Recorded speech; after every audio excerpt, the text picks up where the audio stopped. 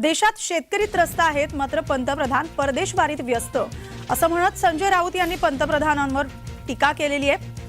त्यावर नितेश राणे यांनी पलटवार केलेला आहे। अचानक राऊतांना शेतकऱ्यांची काळजी का, असा सवाल राणेंनी केलेला आहे। निमित्त शेतकरी आंदोलनाचं होतं, मात्र राऊत आणि राणेंमध्ये शब्दबाण पाहायला मिळाले।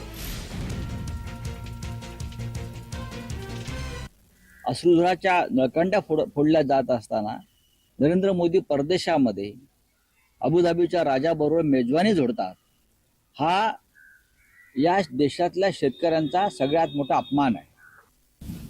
अचानक शेतकऱ्यांबद्दल संजय राजाराम राऊत आणि त्याच्या मालकाला फार चिंता वाटू लागलेली आहे।